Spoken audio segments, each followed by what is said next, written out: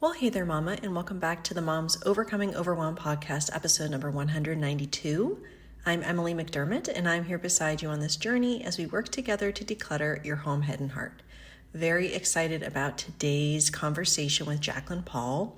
I read her book, Order from Chaos, The Everyday Grind of Staying Organized with Adult ADHD several months ago, and I reached out to see if she would be on the podcast, especially because many of my listeners have ADHD or live with someone who does.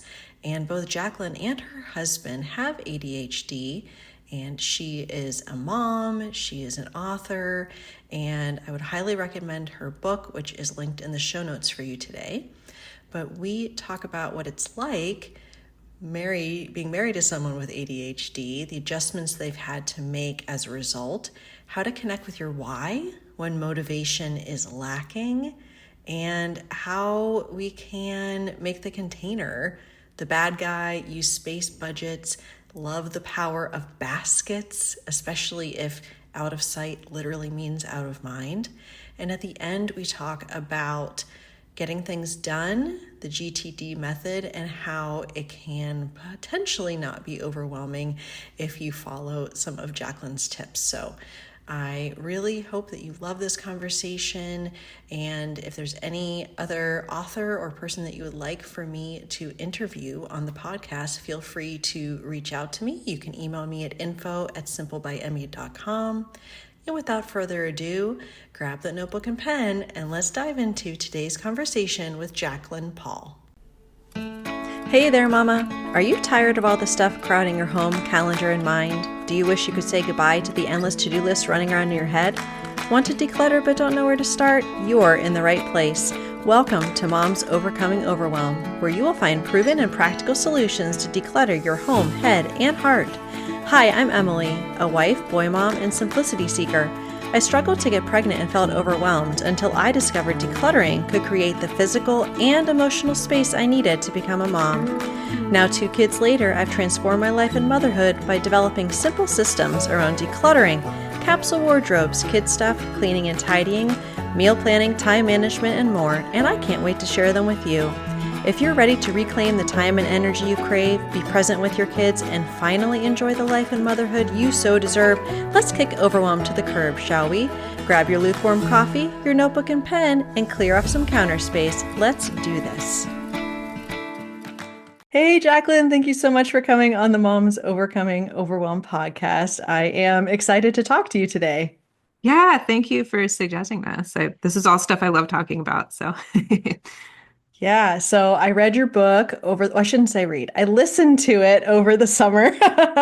Had you in my ear as I was going on my morning walks, and I found it because I was looking for books on organization. I'm always looking for books on that, but I also love the fact that it was focusing on ADHD specifically because so many of my listeners and people in the community that I serve have ADHD. And what I love about the name of the book, Order from Chaos, but this is the part I love the most, the everyday grind of staying organized with adult ADHD. You weren't like the joyous, peaceful life of staying organized. So, yeah, I've read those books too. That's like organize your life in 10 days. And it paints a picture of a process that concludes at some point, and it definitely does not. It is an ongoing project. Yes, so I really appreciated that, the way you phrased that. And before we jump in, I would love it if you could introduce yourself and tell us about you and your family, like how you spend your time, what you do for fun, all the things. Oh man. So we just had a conversation over dinner the other week that I asked my family, so what do you define as fun? And why are you asking? I said, I'm not, do I know how to really just have fun? And it sparked this like moment of reflection, but I think sometimes I do. But yeah, I'm originally from Bucks County, Pennsylvania, and I've lived in Baltimore since 2008. So I'm a long-term transplant down here, and I live with my husband and my son, who is in 6th grade this year. So that's exciting in its own special way. And I like outdoor activities that have some kind of structure to them. So hiking or gardening, or even our community does community walks sometimes, and I'll go along with them. And inside, I watch football during football season, knitting, reading. And then I can't leave out climbing because that's what I spend probably most of my recreational time doing. But it always feels weird now because it's so popular. And I discovered climbing, indoor, like gym climbing and outdoor climbing, like 25 years ago. And now it's this huge trend. And like, I'm not a bandwagoner, but it's okay if you are, because climbing is fun.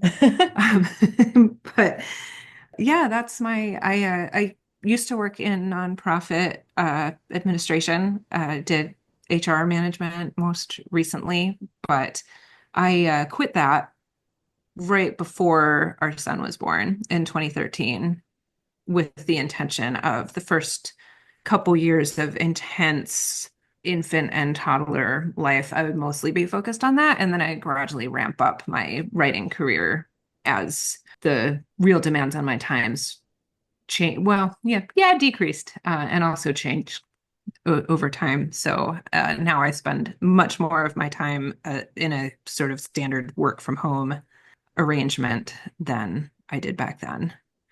So that has been fun and felt like a privilege to be able to do that, just by virtue of where we live and how we were able to set that up, that I didn't have to stay in the human resources job while also doing human resources for our household. Yeah. All right. Well, I really wish I could say that I was outdoorsy and climbed. I do not have those skills. I think we had to do that in gym class in high school, but I appreciate that. And I feel like it's a good way to kind of use your brain in a different way because you're kind of like Absolutely. looking for the next thing to hold and everything. So I love that. And I was hoping that you could kind of bring us back to a time maybe pre-motherhood, or maybe right when your son was born, when you were feeling like super overwhelmed. I know that you and your husband both have ADHD, which is kind of an interesting Yep. dynamic. But just kind of what was going on in your home and life, and maybe what led to you putting the pieces together to discover, oh, wow, okay, something's different here, like in discovering that you had that ADHD diagnosis.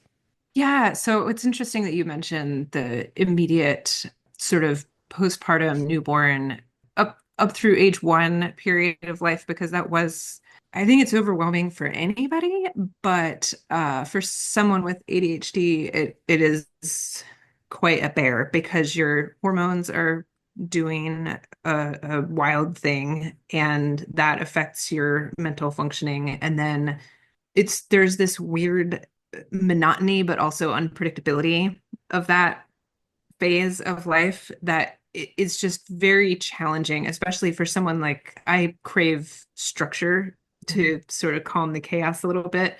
And it just there is that in the morning nap, afternoon nap, bedtime, feedings, all this stuff. But it was challenging. But my diagnosis came before that, in my early 20s, I guess. And I had suspected, I put the pieces together a little bit earlier than that. I had a boyfriend in ninth grade who was diagnosed, and I was always one of the boys anyway. I didn't really have girlfriends. And so I saw that angle a little bit more. And I also think my manifestation of ADHD is slightly less typical of the girls' misdiagnosis, except that I was the gifted student. And I think that obscured any sort of qualified professional's view of the situation. And no one suggested ADHD to me, even though if you look at my elementary school report cards, it's like, oh, wow. How did no one know? But this ninth grade boyfriend would talk to me sometimes about what it meant to have ADHD. And I was like, I don't know, that just sounds like what it means to live one's life. And so I started doing, at that time, it was possible to do a little bit of research on the internet, the early days of Google, and I have in my journals somewhere, a bulleted list of all these warning signs. And I kind of stuffed that down for various reasons. After a couple of years, it didn't really pursue it. And I think that my craving of structure and the academic world of you just have to figure out what it means, what you need to do to get the A. I was pretty good at taking multiple choice tests. I never learned how to study. I'm a natural writer, so I could crank out an essay without having to put in the amount of work that another student might have. Mhm. So I had all these advantages working for me that I was able to kind of coast and do a minimal effort approach to school that looked like I was achieving at a certain level, but I was really way below what I could have done. Um, and then I was just brought up in a family where there are certain things that weren't an option, like getting bad grades or missing the school bus in the morning. My parents both went to work before I got up for school in the morning in middle and high school. And I didn't grow up in the city. So I, if I missed the bus, I would have missed school, and that would really not be acceptable. And so I was forced into all these coping mechanisms just to clear the bar, in part because my parents worked hard at blue collar jobs and didn't like they couldn't give me the hand holding that some other kids might have gotten. But then once I got out of college, I found myself at some point having moved into a house, gotten married, gotten an office job, which I had not experienced before. And so instead of having, a retail job where I clocked in and the bounds of my job were very active and also very clear, I had to create all of my own structure and all of my own accountability. And I just could not. Mhm. And things fell apart in pretty short order. And it was a pretty bad situation, objectively speaking. I mean, there was mail that went unopened for many months at a time. We like, had a party at some point, and there were dirty dishes in this, like off to the side of the sink from that party for like weeks. Somebody would go to the store and come home with the bag of stuff from the store and just like set it on an armchair in the corner of the living room, and it would stay there for weeks. It just, things were not uh coming together for me. And so I actually took advantage of my and if you do have any kind of W-2 job, you probably have access to this as well. My employer's EAP, the Employee Assistance Program, which I mean, I don't think that gets talked up enough in a world where if you want to see a specialist, it can be months long wait if you just call them up for an appointment. And if you're in like a crisis level situation, that can just feel not even worth it. And I mean, I called that hotline and I had an appointment to go talk to a therapist near my house. I think maybe the next day or 2 days later. Like it was very fast. And you get like 6 free appointments and it can be any issue, not necessarily work related. And so that's what I did. And then the therapist I talked to referred me back to my primary care doctor who could prescribe medication for me. But it's something I've written about on my blog. It might be in the book too.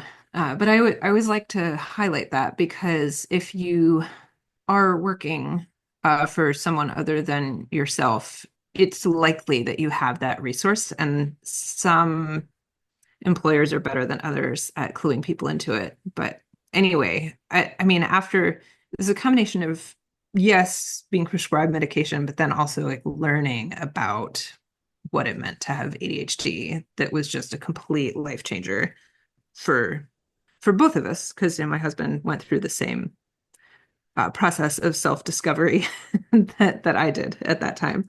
Yeah. Yeah, but that was a very overwhelming time, and I think it's easy to forget about it now because it's a long time ago. But I was just at complete loose ends and just not succeeding in doing very basic aspects of adult life, like when you come home from the store with a bag of stuff, like actually taking the stuff out of the bag. Mhm. Um, just a whole host of things like that that were not occurring. Yeah. So, You bring up a good point that I'm wondering if one of the reasons, besides more awareness, that women are being diagnosed in adulthood, it seems frequently now, is maybe because there wasn't this awareness because there are those guardrails kind of growing up, And then when mhm. you're on your own, you're setting your own schedule, you have your kind of your own responsibilities, and then it's really like sink or swim when it Yes. comes to that situation. So I'm wondering if that Yeah. plays into it at all with just more women figuring this out in adulthood. Well, and I think also it's if you're in anything resembling a heteronormative relationship, it is often on the woman, and if you have kids, even more so, the wife and mother to carry the weight of all of these responsibilities that are very executive functioning heavy, like the kin keeping of making sure that people get birthday cards and that, my nephew's birthday is on Tuesday. Are we sending him a gift? And that even if it's the husband's family, it's often the wife who's handling that kin keeping stuff and preparing for holidays and where are we going for Christmas, and just this ongoing ticker at the bottom of the screen of things that we have to like mentally keep tabs on. And then the whole thing of, well, just tell me what to do and I'll help. And even the act of delegating Mm. these domestic responsibilities is also a burden because it's not totally off your plate. You still have to monitor it. And that constant monitoring for someone with ADHD, who your working memory, the part of your brain that can like hold more than one thing in mind at one time, it often is significantly impaired, and it can just get so overwhelming so quickly. So I do think that the way we're socialized has a big impact on it Yeah. too, is that it's expected that women will be inherently proficient at these things. And some of that is like the most challenging stuff for us. Yeah. Was that just one area, especially after your husband's diagnosis, where you guys had to sort of figure that out, like the delegation of responsibilities within the marriage because of some of the challenges with like executive functioning and working memory between the two of you? What were some of the challenges that you had just with like home management in your marriage, either years ago or maybe now still? I don't know. I mean, I think, yeah, years ago, I'm like, oh man, I can remember what were we doing? Part of it is, and people will relate to this. I think back before we had a kid, I'm like, what were we doing with all of our time? We must have had so much. Like, which I don't know. I guess we played a lot more video games together at that point. But yeah, I think there was a challenge point during those first couple years of our son's life because I was working less. And I think if anyone has read Eve Rodsky's book, Fair Play, I Mhm. think she outlines this issue very well, that just because you are working less outside the home doesn't mean that you have the capacity to take on everything inside the home. It's legitimately too much. And so there was a negotiation around that I think has become significantly easier over time, just with communication and also seeing the physical products of my work, that it's not just like something invisible that I'm asked, like doing on the, but be that as it may, yeah, it is challenging if both parties have ADHD. And so there's not the like neurotypical partner who can pick up the slack. I mean, not that that's fair either, but it's, even if it's very challenging, I mean, someone has to get good at it Yeah. and figure out a way. And I think, for us, our experiences when we were younger have influenced that conversation too, because, I said about getting up for the bus in the morning. And so I will never sleep through an alarm because it wasn't available as an option. And then, he grew up in a totally different setup with a full-time stay-at-home parent. And, he'll say he wishes that there are certain situations where his parents had kind of forced a little bit more autonomy or self-sufficiency and provided a little bit less of a net. So, it's interesting because if someone grew up having a net, there isn't that level of anxiety that provides the motivation because you've grown up with this knowledge that there's someone who's going to come in for the save Mm-hmm. if you're struggling to keep up with it. And I've had to say a couple times, well, I'm not naturally good at this stuff. It looks like I am because I found a way, but if anything happens to me, you can't just like not be able to do these things. And so I think we're like at the best point in the process so far. It has been an ongoing project. Yeah. But yeah, fortunately we have very different manifestations of ADHD. So there are things that I'm terrible at that are in his wheelhouse and vice versa, just because of the type of ADHD that we have.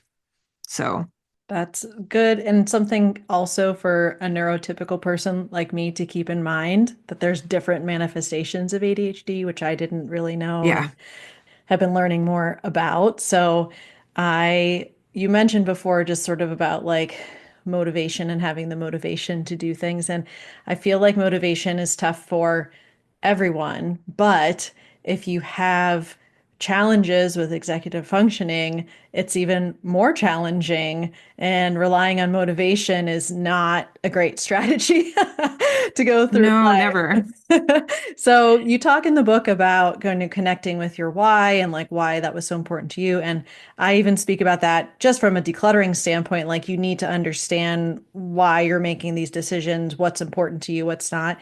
But how have you just with, ADHD and on your journey been able to connect with that why because motivation wasn't always there and probably for your husband also, but yet things still have to get done. So what does that look like for you?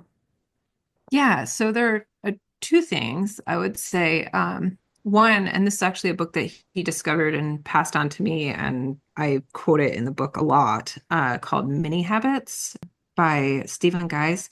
And I haven't read Atomic Habits, James Clear's book, but I've heard that it's a similar concept. But anyway, the author of Mini Habits had wanted to get into shape and had not succeeded. And then he's like, okay, I'm going to do one push-up every day. And so he started doing one push-up every day. But then, some days he felt like doing some more. So he would do some more. And it led to this whole shift in his approach to like exercising, fitness, and he got into great shape and blah, blah, blah. But his standpoint is that you should set goals for accomplishing things like this so low that any type of day you're having, you can still clear the minimum bar. So it was one push up, and you're never going to get yourself into great shape with one push up. But the point was, once you're on the ground doing them, it might feel stupid to just do one. So let's maybe we do a few more. But I've really carried that, and every week at the beginning of the week, I outline 4 different habits that I want to do every day. And, if I'm working on a book at that point, it will be getting the Word document out. Sometimes I do write 100 words, but I can't just write 100 words. If I write that many, I will write more. But just making the barrier to entry so low that you always feel like you can do it, even if you really have no motivation. Because I have a fine arts degree, and so it's very drilled into me that if you wait to be motivated, you're never going to succeed. And so you have to figure out a way, like, how do I get myself to show up for this every day, no matter what, just to like touch the project, even if you're not making like a level of progress that you want to like text the group chat about. But the other one is that why. And like with decluttering, I mean, that's really not enjoyable work, right? Like no one truly loves the act of going through your stuff and like getting dust all over yourself and having to make all these decisions. And it takes time that you could have been using to do something that was fun. And so it's again waiting for when you feel like you have energy to do that might work, but then you pull everything out of the closet and you like can't get it back in there. So, and then there's a mess on the ground. Yeah. But for me, I was like, well, why? Because just saying like a responsible adult takes the things out of their shopping bag and puts them away when they get home, it clearly is not working. And saying that I shouldn't live in a mess or I should open my mail within like 6 months of getting it. Like none of this was working as just like a value judgment. And so I was like, well, okay. As I had just moved into this like very lovely neighborhood where we still live. And I was like, I want a community here. I know people, I work nearby, so I know people from work who I have friendships with. I want to be able to be talking to people after work and just invite them over for dinner and have this gathering and imagining what it would mean to be able to gather people in community in my home and have the ability to provide that. That's very powerful. And it's a reason to keep your space in a certain way because you can't invite people over last minute if your house would require a months long cleanup project for you to be like willing to let anyone see it. And so that was very helpful for the motivation part. And it also helped me establish that sort of, again, from Fair Play, she calls it the minimum standard of care. So, what are my priority spaces? And at what level do I need to maintain this?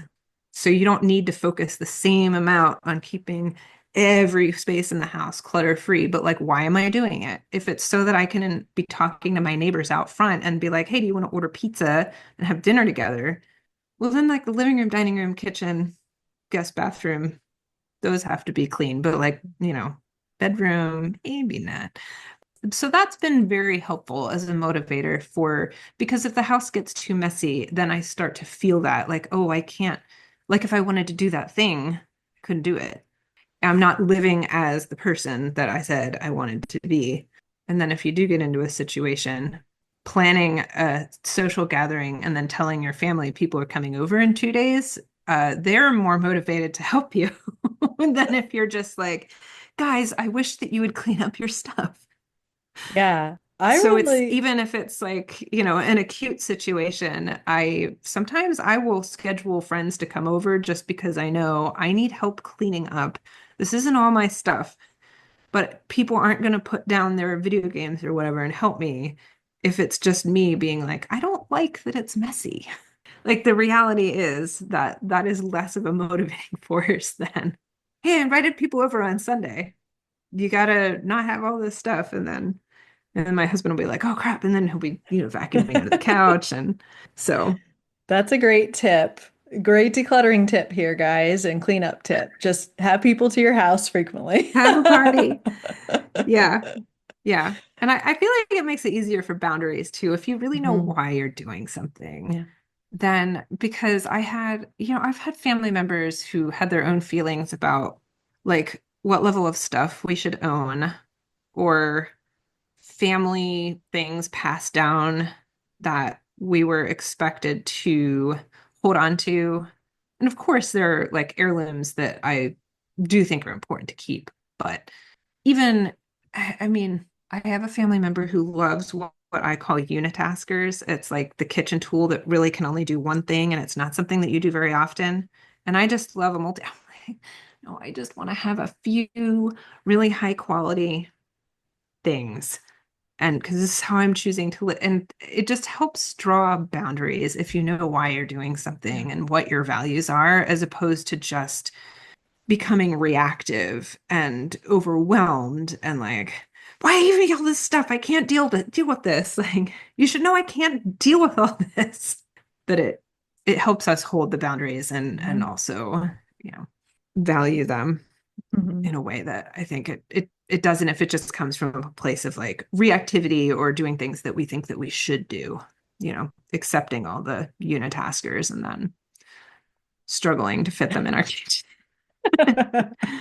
Yeah, that's really, really helpful and powerful. And I love, like you said, it doesn't always come from the I should. Like usually when you say I should, that's not an actual motivator.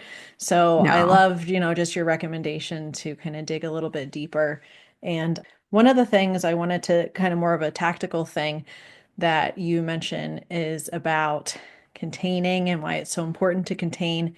And I talk about something, I didn't come up with it. I wish I did. But her name is Dana K. White, and she has been doing this Mhm. decluttering thing a long time. But Yeah. the container concept, just being able to, like have the container be the decision, have the container be the thing that helps you with your decisions. But one of the things that you mentioned, which was again, I hadn't thought of this before because I am totally a clear surface, out of sight, out of mind type person. And to think like, oh, well, depending on your manifestation of ADHD, having something out of sight, out of mind might be terrifying. So Yes. you were mentioning about, baskets and having specific rules around these baskets. They're not just like catch-all for everything, but I was wondering if you could tell us like how that's been a game changer when it comes to physical stuff, because I feel like a lot of folks, they have like the piles everywhere or just like the random stuff, and they're not sure where to start because they don't want to put anything away and forget about Yes. it. So, can you tell us a little bit about that? Yeah. I can because I married that person and I'm the person who too much like if there's too much stuff on the horizontal surface, then my mind also is cluttered and Mhm. that's no good. But yeah, my husband is one of those people who I've learned, don't touch the piles because he's a very visual person and he'll remember where he saw something in the pile and he can go and get it. And I'm not like that at all, but a lot of people are afraid to clean up the piles because I've heard so many people say this. They're like, well, yes, it looks terrible, but at least I kind of know where everything is in there. Like I know where I have to dig if I gotta go get something. But if I put it in a file cabinet, it's like it's gone. And I had a boss like this who she actually switched from a file cabinet to like this open air file rack thing, where it's hanging folders just like a file cabinet, but she could see them all. It was the only way that she would use file folders at all. And so I think there is a tendency among people who like to organize into containers that it's like, okay, we'll just put a label on the container then, but you got to use it. And it's for really visual people, and especially people with ADHD who like that, it's not object permanence, but it's the same idea that, like, if the thing is in the cabinet, it does not exist. And I even like the snacks. If I put too many snacks away in the cabinet, then they don't get eaten because, like, well, they disappeared. You didn't know they were there. And I think that with ADHD especially, you can't work against the grain any like when it's not necessary.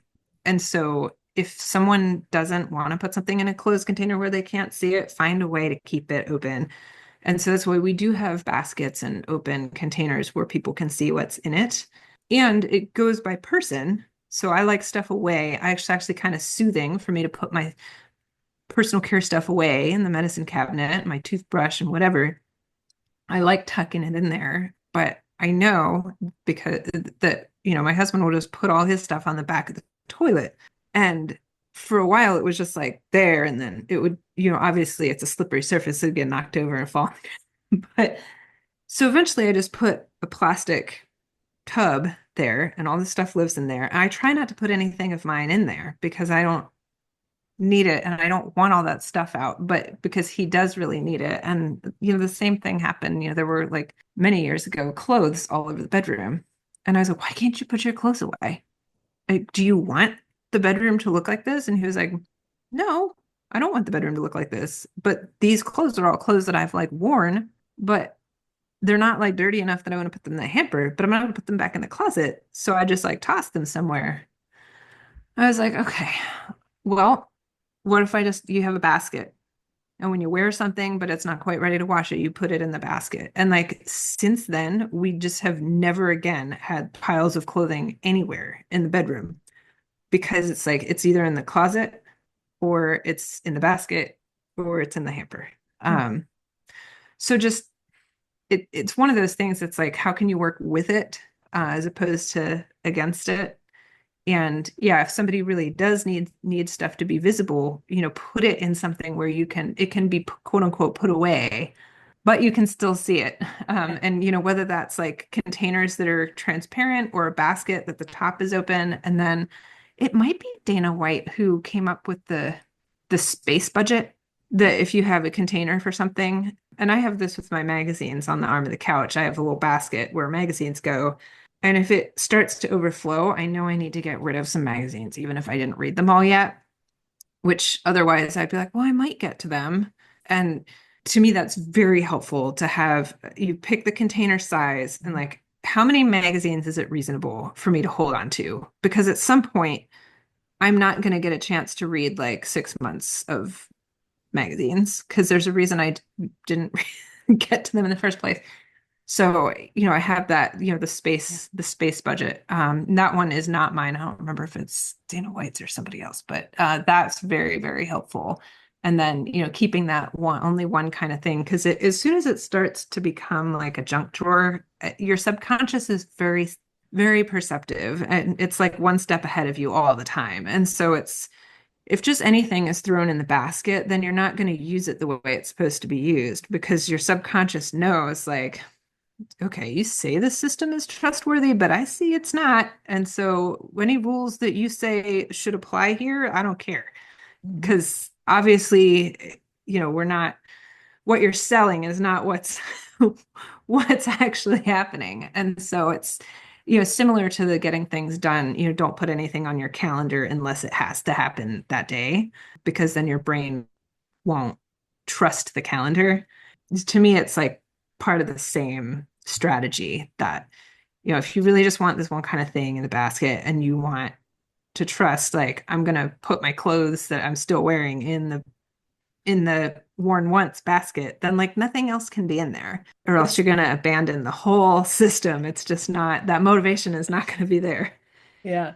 It's funny you mentioned that because I'm recording this in our bedroom and my husband has the not dirty, not clean clothes on the window ledge. And I'm like, can I offer something like it's usually his pajamas and I don't know, I don't even know what it is, but drives me nuts, of course. So I think I mentioned the basket to him before, but I haven't followed through with it.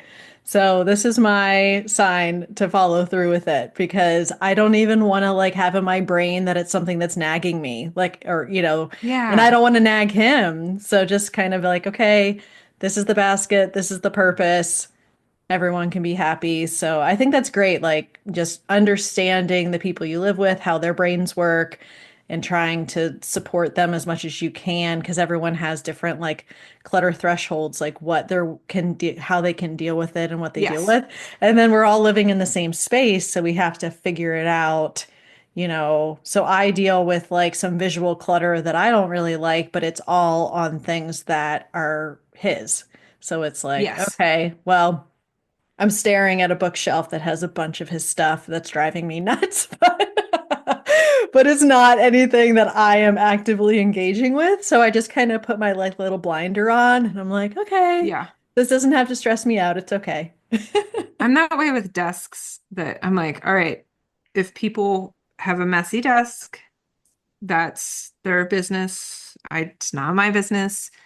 Unless someone is like, oh, I'm expecting everyone downstairs to be quiet because I'm working at the dining room table because my desk is so messy I can't use it. Like, then it becomes a thing that has to be corrected, which we did.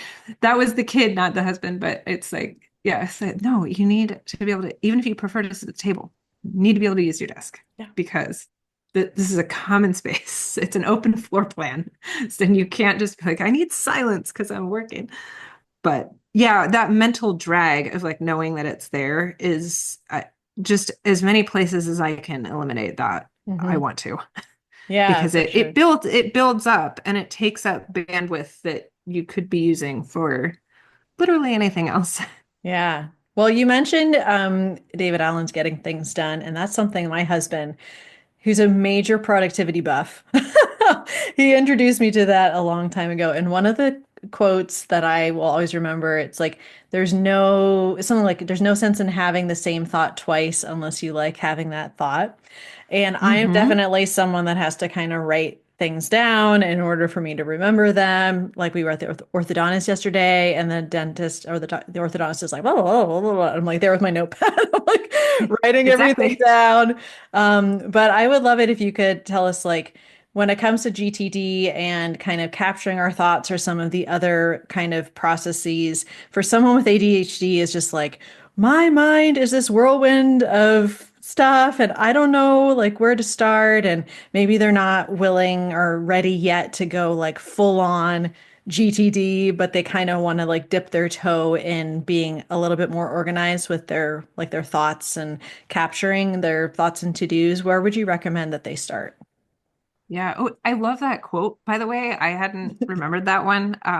But it's definitely, I think, a hallmark experience of ADHD is having the same thought over and over again and just that baseline anxiety of, am I gonna have the thought again at the right time? And not if, but when am I gonna drop the ball on something that's kind of bad? And so for that, getting things done is a lifesaver for me. But a lot of folks with ADHD will say that it's it's very rigid, it's a lot, it can be overwhelming. And I just had a reader write to me last week and say that and I was really glad that they like got this because it's what I was trying to do.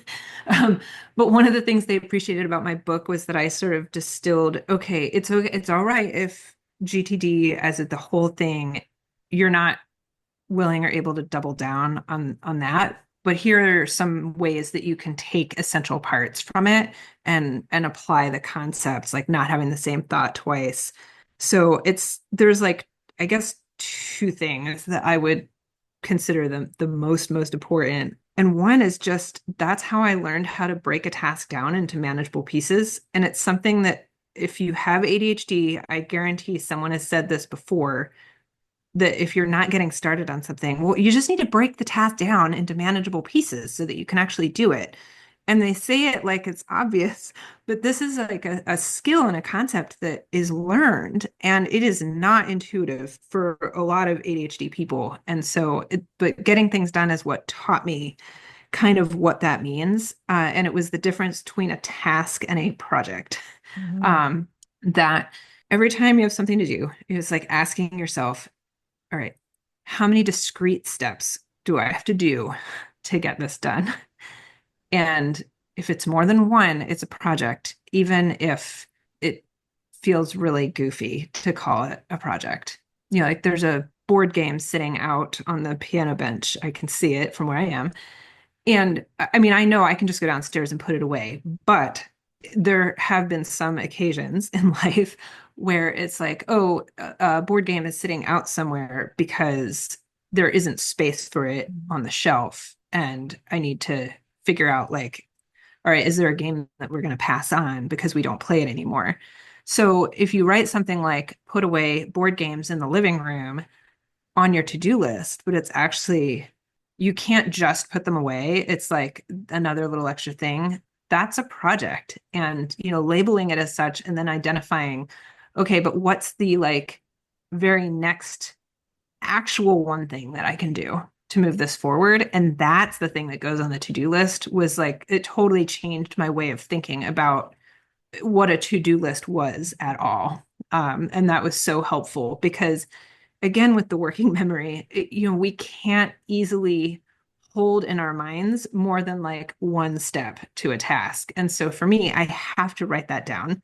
And so I have to turn something like, put away the pile of board games in the living room. It has to be a project because I have to, on paper, be like, all right, so what's the like one next thing that I would need to do to get one step further? And then, the other big one was the calendar thing, is not making a to do today list on a piece of paper, and not putting stuff on the calendar that doesn't need to be there. Because again, your subconscious picks up on that. And if your brain knows that was stuff on the calendar and on your like due today list, that sometimes you can get away with not doing it today, then it like breaks your trust in the entire system. And so I have a lot of stuff on my calendar, but it truly is stuff that's like really only relevant to that. It's like quarterly taxes due today. Um, so, and really, I can't pay the quarterly taxes the next day. It has to be at least by this day, March 15th. But even writing down like today's to-do list, I try very hard not to put stuff on my to-do list, quote unquote, for today, unless those things actually have to happen today. Because first of all, if I just have my little side list for today, then I stop looking at my big list that I should be taking things from, and I might forget something on there. But also, that if it doesn't all have to be done today, like even if you tell yourself it does, your brain knows, and so you're gonna kind of put stuff off. So, having those like context-based to-do lists from getting things done, which is based on like where you are and the tools that you have. So, phone calls. All right. I'm on my laptop. I'm connected to the internet. All right. I have a whole filter on my to-do list that's like computer online. And then I have a separate filter that's like, all right, computer, but you don't need the internet. So that based on where I'm at, I can bring up my list, filter it by that, and see, all right, here are all the things that need to be done that I can do in the context that I'm in right now, instead of just writing like to do today and this aspirational list of stuff that you then copy onto your list of the same name for tomorrow. that again, having the same thought twice, like copying things from one day to the next, to the next, to the next, reduces your faith in yourself too, which is not great. So yeah, those are like the big core things that I think, of all the learnings I took from getting things done, those were the biggies, and just truly writing it all down so that you don't have to keep having the same thought over and over again, because it's that like cyclical like soup of thoughts like resurfacing randomly. I for me is a tremendous source of anxiety that if I really am writing it all down, then I have so much more security that I'm not like, oh crap, am I forgetting something? Can I trust this to-do list, or is there something else that like should be, that's more important that I didn't write on here? And you need to trust your list Yeah. above all things. Yeah, that's really helpful. I love how you're talking about just like why it's important to have a system that you're following and that it's like for specific things and not trying to put too much on it, because we can talk ourselves out of anything. And Oh, I yes. and I often do. So I like that. And I use the context-based to-dos, and that's really helpful, just like batching and compartmentalizing in my brain as to like what I'm doing where and when. So Yeah. this When it is a, helps is when you're in the orthodontist's waiting I room, you can like have know. a Yeah. list of, all right, so all I have is my phone. Is there Yeah. anything I can do? Oh And yeah. yeah. I was filling my grocery cart for online pickup in the waiting room. Hmm. So Yeah. oh Yeah. I have a whole list of like phone, not talking or mhm. sound related, but just Yeah. reading or texting, because there's so many times where you say like, oh yeah, I'll ask so and so about this, or oh yeah, somebody sends you something to read, and I'm like, oh yeah, I'll get to that later, and I just kind of dump it into that Mhm. container. Because yeah, if you're like sitting in a waiting room, or like the line at the pharmacy at Walgreens is always provides ample opportunities to catch up on things on your phone for a long time. Yeah. But yeah, or if something is really hard, like I just can't stand making phone calls. And so once I have something that rises to the emergency level high enough that I actually pick up the phone, I always get out my list, because transitions are also hard. So once I get into I'm making phone calls mode, I'm like, all right, I better make all the phone Yeah. calls on my list, because I'm doing it, and then just get them all out of the way. Because it's easier once you're already in the pool to just stay in a little bit. That's so true. This is like so really has been a really helpful conversation, and it's just been a joy. Like I said, I listened to your book and had all of this in my ear for so long, and to actually be able to talk to you and talk more about how we can help our mama friends that are dealing with some of the chaos in their own lives. is so wonderful. So I wanted to, as we're wrapping up, ask if the best way for listeners to connect with you, because obviously you have the writing side of your life, and then you have sort of Mhm. this other side. So what is the best way for them to connect with you? Well, yeah, so I'm kind of in a weird place with social media. I'm on it and people can find me there if they want. And I always appreciate if people like tag and follow me on there. I still like reply to people's stuff, but so I on Instagram, I am Jaclyn Paul writer for ADHD related stuff. And then I have a fiction alter ego, Lena George. And so I have a Lena George author one too. But then I also have the ADHD Homestead on Facebook. And then really like I'm doubling down on my email newsletters this year. So that's my like way that I want to stay in touch with people just because there's a reason that I personally left social media, like for my personal use, Mm. and I feel very conflicted, encouraging more people to use something that I so without getting into my rant on that, I will be doing my email newsletters more consistently. But you can find my blog is the ADHD or no, not the just ADHDhomestead.net. And then I'm also at jaclynpaul.com. And then I do have like a to-do list app for iPhone that was like Oh, a little passion project that I started before the pandemic, had to put down during it because I became virtual school warden, and then I finally picked up again and finished. So I mean, if folks want to check that out, it's dothething.app. And yeah, if anybody great. wants to write to me about an Android version, I have a whole rant about that. I would love for there to be one. It's just I don't know how to do it. So Yeah. if I make enough off of the iPhone version that I could like pay someone to do an Android, well, that would be the dream. But yeah, if people want to check that out and let me know what you think. It is getting things done based. Hmm. And it my whole thing is I wanted to show everything like a picture of your day all on the home screen. So there's your calendar for the day at the top and then your context filtered to-do list at the Nice. bottom. So, and it kind of like forces you through the getting things done process a little bit. So even if you like haven't read the book, but yeah, so those three websites are my go-to. And then, if you go to jaclynpaul.com or ADHDhomestead.net, a little pop-up will come up and ask you to subscribe to the newsletter if Okay. you want to stay in touch on email. No, I would love folks to stay in touch though and let me know how you feel about the book if you read it. I love that you read the audiobook.